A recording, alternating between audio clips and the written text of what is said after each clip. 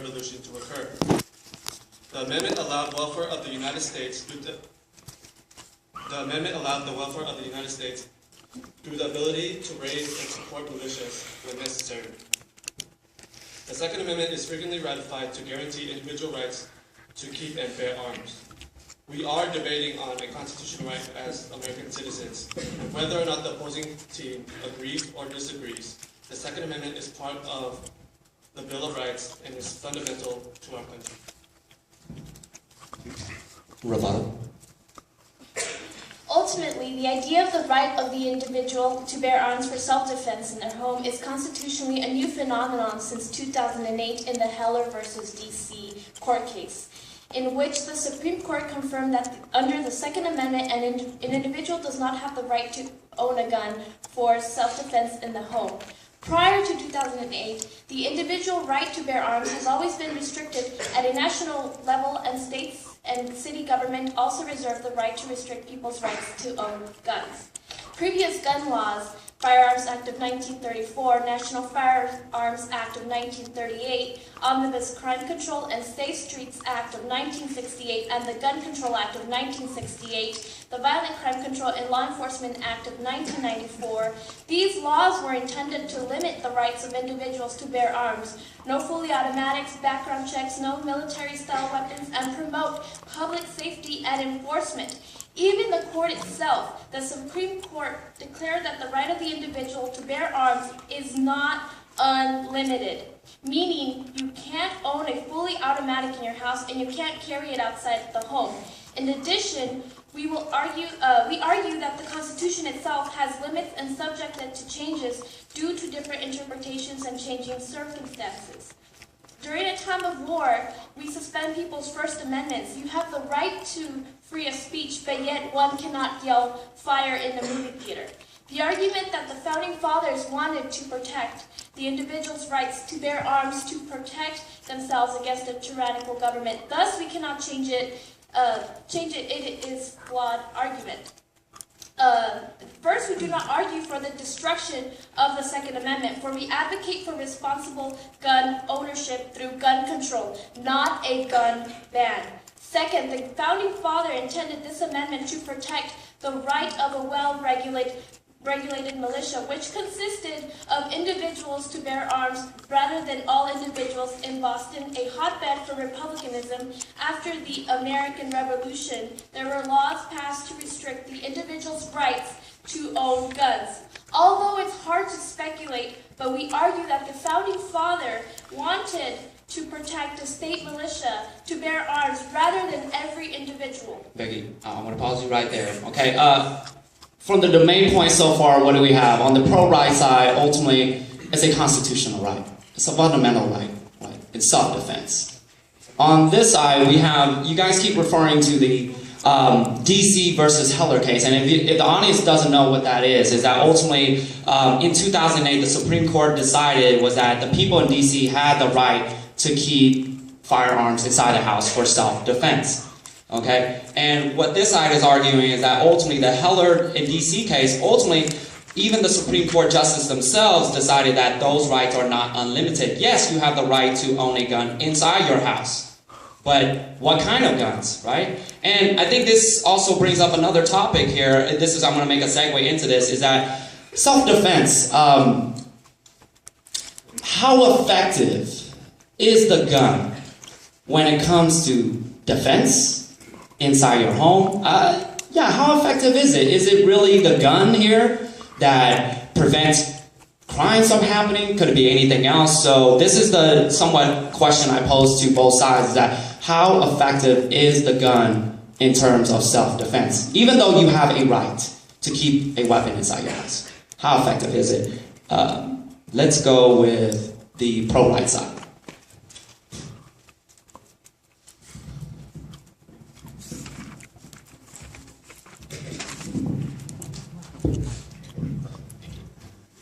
I believe this question can be answered simply.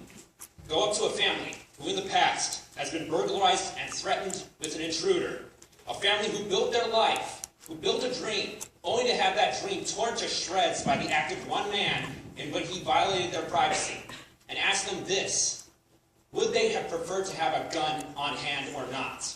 I think you know the answer as well as I do. I give you examples of 2 burglaries that occurred on the same night in Atlanta, Georgia, to 2 houses. In both cases, the burglars broke through the front door and proceeded to rob the place. And in both cases, the family took cover. However, one family had a gun, the other did not. When the crooks came after the family, the family with the gun managed to shoot the criminal, wound him, and drive him out before the authorities arrived. The family without a gun, the mother was shot. Fortunately, she survived. These are not just isolated incidents. These happen all the time. According to a study conducted by respected criminologists Gary Kleck and Mark Gertz made in 1993, civilians use guns in self-defense over 2.5 million times. That's 2.5 million times a person could have been assaulted or killed, but wasn't. Yet several states, eager to please anti-gun activists, are making it harder and harder for individuals to defend their homes in the event of an attack. They are not only taking away a person's fundamental right to own a rifle, to own a firearm, but they are taking away a person's fundamental right to defend themselves from attack.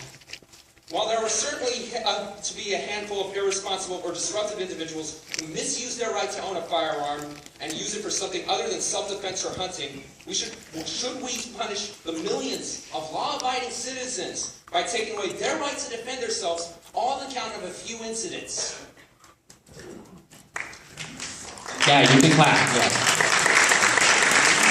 And if people are standing in the hallway, if you guys want, there's plenty of seats up here. So if you guys want to make your way down. So yes, what do we have? Self-defense here. Apparently very effective. Right? The saying, don't bring a knife to a gunfight. Is that what we're going with here? Is that ultimately? What would you rather have? If a burglar comes inside your house, do you want a butcher's knife or do you want, I don't know, handgun, right? How effective counter arguments on this side against the effectiveness of guns in terms of self-defense inside the home? Alright, so you mentioned a couple things that were a little flawed. Welcome. 2.5 million cases in America, gunshots fired, whatever. The thing was, were they really the big stats that was questioned? So meaning, what happened? So, those statistics are really blown out of proportion, in my opinion. And because those stats were sent out to everybody and people just randomly picked and choose to reply. And from that, they multiplied by mathematical formula. They came out, hey, 2.2 million people shot guns or defended with the guns or whatever. Those stats are obviously blown out of proportion. I like to have this little image in everybody's head today and your side as well. So who is to say that it's the gun? Who's to say that it's the gun that deters the criminals? Now let's give you the scenario. I'm going to give you an example here for everybody to understand. So imagine you are a criminal. You just got out of war, you're broke, you have no money, and you have this AK-47 lying around. But you decide not to use it. But let's say you're terrified of the color hot pink. So now you're going to go rob, let's say, William right there. William, raise your hand, right there. You're going to go rob William's house, and he has a gun. So you knock on his door, or you don't knock on his door, of course. Criminals, they open the window or whatever, right? So you break into the house, right? Let's say that. You break into the house, and then now you have a diamond necklace he wants to steal. You come out of nowhere and get your rifle here and start shooting. Hey, I have a gun. You start shooting the ceiling. Out of nowhere, the criminal just flies away. But guess what? It was because you were wearing hot pink pants. Because of that, he was scared. So my point of this story is, it doesn't matter because he has a gun. Who knows? What are you going to ask a criminal, and he's going to say, hey, did you run away because he had a gun? They're not going to say, no, he ran away because he had hot pink pants. I'm really afraid of that. He's not going to say that. So who is to say that it is the gun that's the issue here?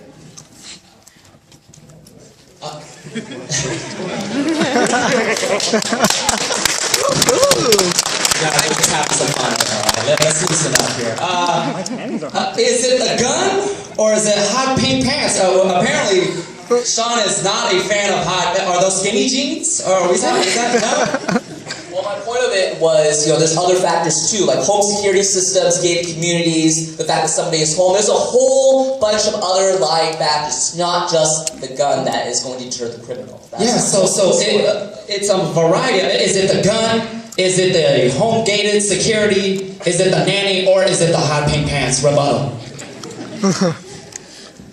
all, I protest. I would never wear such outrageous clothes.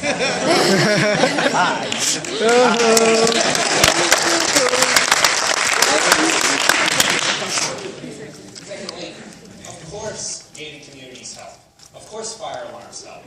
But in the end, there are so many criminals who go past those, who would ignore the burglar alarm, who would ignore the gated fence, who would instead wish to enter your life and take something away that you hold valuable, be it a valuable material, or be it your life, or be it your family's life.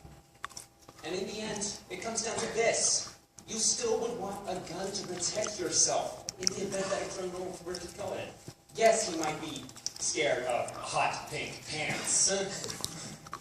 Yes, there might be other things that keep him away. But there are so many criminals who are just blatant about it, who have trained themselves to keep on order, to keep cool, and to keep on focus, which is your valuables, what you hold valuable. And in the end, wouldn't you rather have a gun to defend yourself? Thank you, Will. Yeah. So at the end of the day, it's a matter of, do you choose a knife, a gun, a baseball bat, or hot pink pants? Is that what we're going with here? All right, so here we go. This brings up another issue, is that how effective is the gun? Well, we have statistics on both sides arguing its effectiveness here. But the ultimate question is this, is that we have over 300 million guns circulated in America. And here's another topic or argument that we have here, is that ultimately, do guns reduce crime? Okay, and your argument that it does reduce crime in America, but the pro-control side, do you have anything? Because a lot of pundits, if you will, or the liberal media, if you will like to argue that just the fact that we have 300 million guns, should we not be safer as a nation? Or crime rates even, right? So this is a more direct link. Is there a link between higher gun ownership and, violence or crimes in America? Right, so the argument is that high gun ownership means lower crime rate. That's obviously flawed, because look at America. We are among the highest rates. We have more guns than we have to people. And do we have crimes here in America, guys? Do we have crimes? We do have crimes in America. So we do have that. 88 per 100 people based on 2007 arms survey. 60% of the homicides occurred with a gun. And this is to come up with as well. So highest circulation of guns, yet we are nowhere near safe. So crimes in terms of population density remains higher in the US and any other industrialized foreign country. So my point with this is that just because in America we have a lot of guns doesn't mean that we are safe. Rebuttal. So first off, I'd like to say that in 92% of the time, police don't stop crimes. They show up after it's over. In San Jose, we're having budget cuts to the police. Furthermore, I have a statistic here from John Arloff, the head scholar of research at Yale University, and he's a PhD in law. And he states that he surveyed 10,000 counties in the United States, and he states that in every single county with concealed weapon carriers, there is lower rapes, lower murders, lower assault. All crime rates are lowered. So what we have here is we have this amazing statistic. And what's happening here is in the low-gun areas, there's a lot less crime. It's the high-gun areas skewing the statistic to lead to what looks like a bad situation. But when we really look at broken down county to county, there is lower crime rates in all the areas with concealed weapon carriers, where people can carry guns, than the areas where people can't carry guns. And my last point is, he said that we have a lot of guns and there's still crimes. Of course there's going to be crimes. There's delinquents in every society. There's going to be crimes in every society. This is a flawed argument because we're not a utopian society. Hang on 1 second. Let's see here. More guns, not less crime. Rebuttal, you're lying. Right. So, we're going on the notion that this is what I've been hearing from you, that, everybody has a right to have a concealed weapon and whatnot, protect themselves. That's what I'm getting from that side. But you're assuming that everybody knows how to use a gun in the state of panic, right? So let's just imagine yourself. You're out of nowhere. out of nowhere, somebody, let's say that gentleman right there, whips out a gun right now, he starts shooting, boom, boom, boom. Are you going to really, are you trained to answer in a panic? Well, if I had a concealed weapon carry, we don't have a situation. It'd be 10 minutes for the police to show up. Well, I'm not saying that you have a concealed weapon. I'm just saying, you're saying that most people should have the right type of concealed weapon. I'm saying that we should enforce the rule that people, you have to have a notion. If there's a panic, what goes to show that they are going to be accurate in their shooting. They can just randomly whip out a gun from their pocket and start shooting randomly away. Hey, that man right there, but boom! Actually, leave that girl in the back right there, she dies. And in the end, what is solved? The point is, we have to enforce the fact that some people don't know how to use a gun in time of panic. Yeah, now you can clap. All right, so here we go. Is that ultimately, let's see, what do we have here? Accidental deaths, bystanders here. Okay, is that by just letting everybody, we'll take questions towards the end. We'll have an audience part, no worries about that. Is that ultimately, you mentioned a concept there that I like to bring up, concealed weapons, right?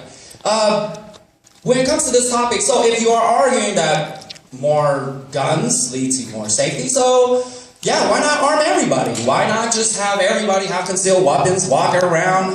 This is one, again, the opposing side will argue that ultimately you're opening door to the Wild Wild West here, right? Everybody, I mean, how do you know that that guy is a killer or who knows? What's in the confusion? And the argument is that ultimately not everybody will act responsibly under the moment of pressure. Counter argument, pro, are you with the idea of more concealed weapons allowing people in public places such as schools, parks, churches, whatever it may be? How effective is that? Concealed carry, when allowed and in the hands of the right individuals, can and has saved countless lives. There are countless examples of people who would have been killed by violent criminals if not for the invention of law-abiding citizens who were allowed to carry a concealed weapon. Examples include in West Dallas, Wisconsin, where an assailant would have beaten a woman to death if not for the invention of a Marine Corps veteran with a concealed weapon.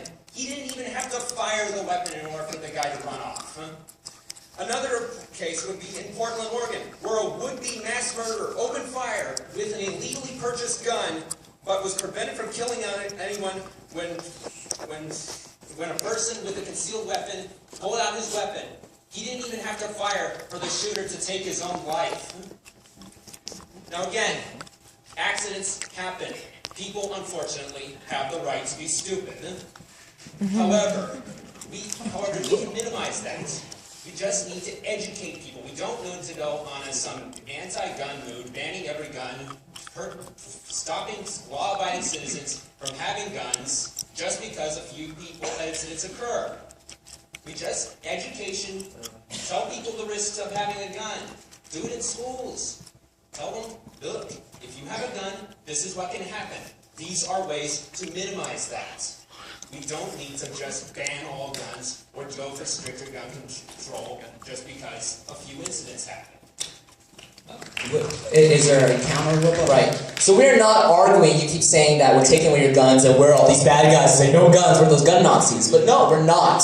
We are not arguing here to take away your guns. We completely respect your Second Amendment right. We are here to argue we need to have better enforcement of the gun laws. We need to repeal those pro-gun loopholes and stuff like that. You can't be saying that we want to basically take away all guns. And once again, the argument more guns in public space means more safe is based on the assumption that everyone is competent under the moment of crisis. So I'd like to mention, Capital University 2010 had an experiment where they had two groups of students to shoot a target, basically a really big board.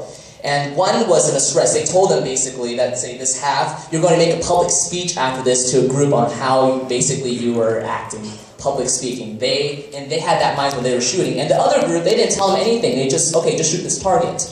What they found was really shocking. Only 2% of the people that had the stress factor, that said they were going to do public speaking afterwards, 2% of accuracy, they shot the board. While the other side, they had 25% accuracy. So people do not react well in a stress situation. And this goes to show in public space as well, like I mentioned before. If he whips out his gun right now, what goes to show that everybody's going to be competent enough to really react. And on top of that, I mentioned when the police come, and everybody has their guns whipped out, half the theater has their guns, who's the police going to shoot? He's going to shoot everybody here, and hopefully he'll shoot the killer? No, that's just ridiculous. So the argument with more guns, more safety is obviously flawed. Oh, no, he didn't. Yes, quick rebuttal, please. So first off, I'd like to start by saying that experiment was flawed. Both groups did not participate on both sides of the experiment. Therefore, we don't know if the people who were under stress would have performed the same way or better if they weren't under stress. I think this raises up another question here. Are there any research that's not flawed? Because it seems like every time we bring something, there's always some kind of flaw. Are there? Well, Will, I like your idea here. Is that you propose that ultimately, how do you solve this problem in America when it comes to gun violence? Your answer is education. Is that right? What do you want to educate to the people? I teach history, so would you like me to? I don't know. What kind of lesson plans do you have in mind, or what shall I bring to education? Do you have anything else that's part of the reason here as to why these things are happening? I'm hearing education, somewhat exaggeration. On what? What we are merely suggesting is that we teach the public about guns. We have this discussion. I find it ridiculous that so often we're not allowed to even talk about it. We're just must ban, ban, ban. Just give a basic safety course to everybody. Make it mandatory. You can teach children, teach high schoolers, teach college students. Promote safety. Again. Okay, so we want to promote safety here, but I think a larger point that you bring up, I'd like to move this discussion a little bit further now, is that ultimately you said that we are constantly, whether you blame it or not, liberal media, Hollywood, if you will, is somewhat pressing this idea upon you that it's always pro-control, was that we never hear about the story of the two women defending themselves or something of that nature. It's always the kid shot dead or something of that nature. So are we over-exaggerating here? Are we being over-emotional? So this is more about the social response. This is one of the claims by the gun control side, is that ultimately, this is the attack on them, is that you're being over-emotional. And ultimately, it's not the gun, it's everything else. It is the flawed education system. It is the somewhat role of the media. Over-responsive? Over-responsive wouldn't be the exact word I'm looking for here. I would like everyone to, if anybody can name me a law that wasn't an emotional reaction to some kind of public outcry or some kind of problem. If you guys can name a law, I'll stop arguing right here and give them all credit. You can't do it. That's Wait, you gotta give them time first.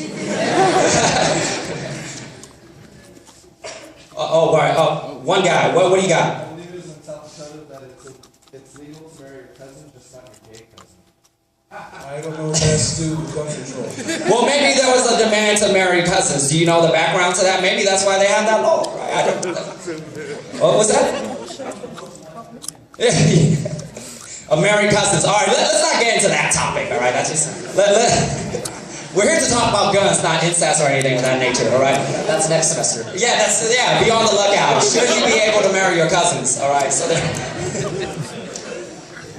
all right, we get what you're saying. So can you explain how that works? How does lawmaking work? All right, I think that's what you're trying to get at here. Well, it's like when we have a problem, there is a process where our representation as citizens in the United States, we have a right to say that this is a problem, this needs to be heard, and something needs to be done about it.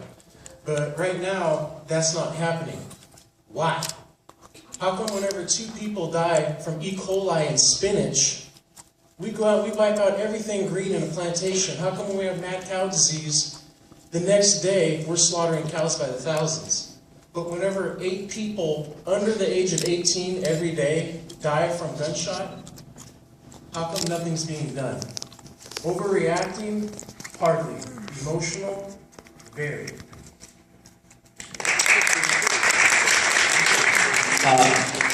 Rebuttal as to whether this is an exaggeration. Is this a proper response to the crisis at hand here? Or is there a crisis? Actually, this would be considered an over-exaggeration. Unfortunately, it's always the bad things that go on the news. We always hear about the bad things. So with that in mind, even if it may be not as frequent, we still want immediate action when that's not the logical choice.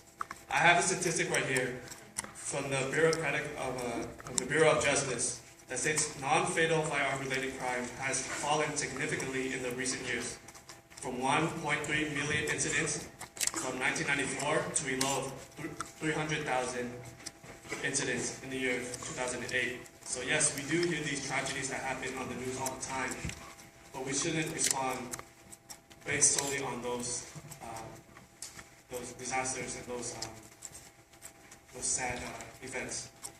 Thousands of people die every day and throughout the years because of drunk driving and cigarettes, but we don't act upon that because those are our rights. We have the right to be stupid, as William mentioned. So we carry that responsibility, and so should gun control. Rebuttal here is that ultimately I have the right to be stupid. Is that ultimately, here's another metaphor for you, is that ultimately, yeah, that is a great metaphor. You will constantly hear this in the media, if you will, is that, yeah, why not regulate drunk driving, right? We have thousands of people each year die because of drunk driving. How about cigarettes? Why not handle that issue, right? Drinking in general. Why focus on this, sir? Why are you so gun-ho? Is that the wrong word to? Gun-ho about controlling guns. Well, it's simply a matter of we can't ignore the bodies any longer.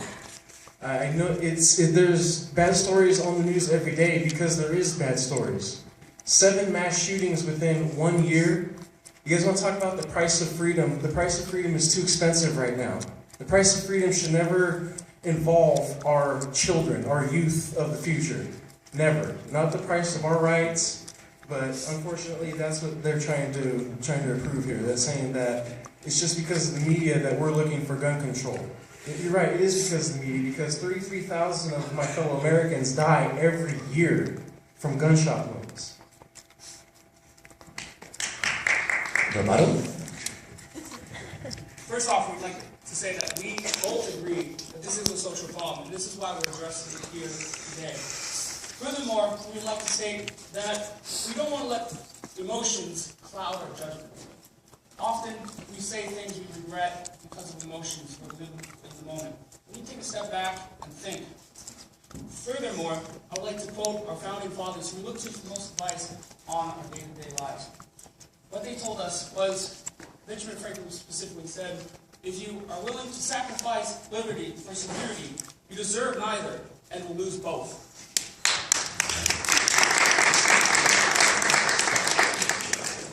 I'm going to move this question along here, is that ultimately we have addressed the role of the media, Hollywood, if you will, but here's another reason why I haven't heard you guys brought up, was that you mentioned earlier that people slip through the cracks. Okay?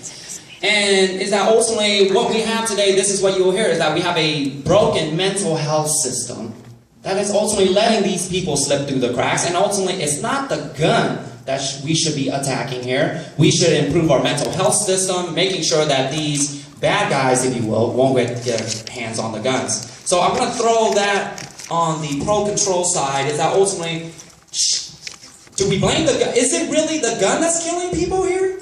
Or is it other factors? Right. Specifically the mental health system.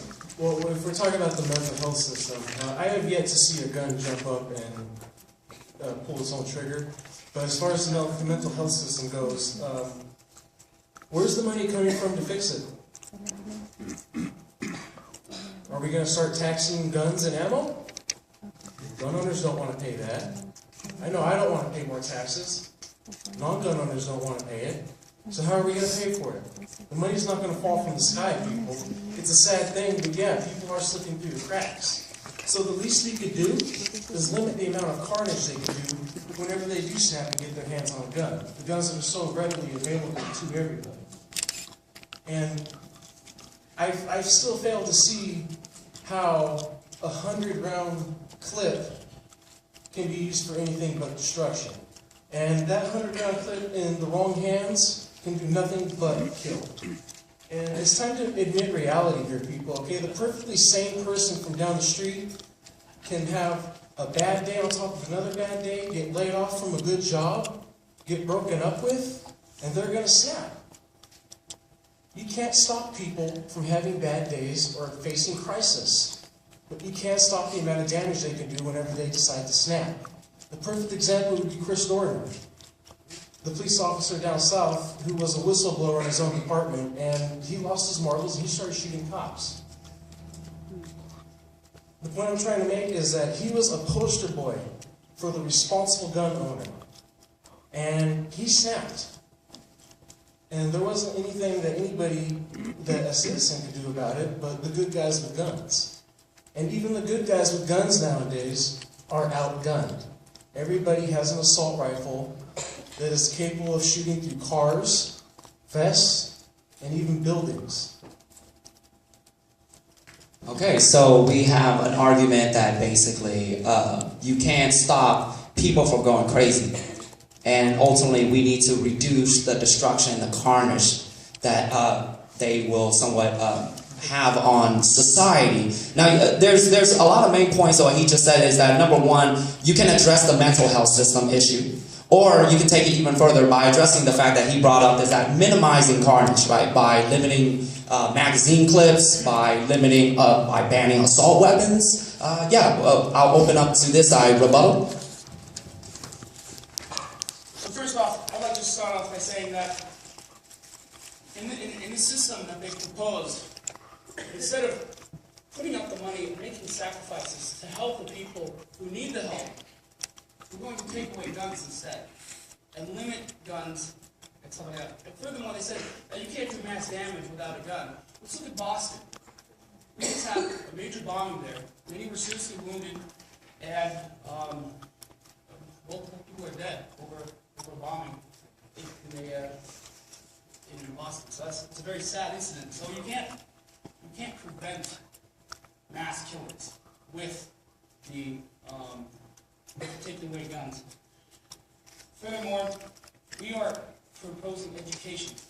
So we want to educate people first off of how to use a gun, how to be responsible with a gun. And second of all, we want to educate people on signs of mental illness. I've seen commercials recently of, know the signs of suicide. California is taking a step forward trying to get people educated on how to prevent and recognize mental illnesses so people can help their friends deal with it before it reaches the point that it does. So instead of taking years and time it takes for someone to build up to a bad day and finally snap, instead of taking care of that, we want to take care of the end result. We're not dealing with the process, we're dealing with the end result. And we have to focus on the process if we want to create a truly better system. Quick rebuttal. Well, we're talking about time and money here. It would take decades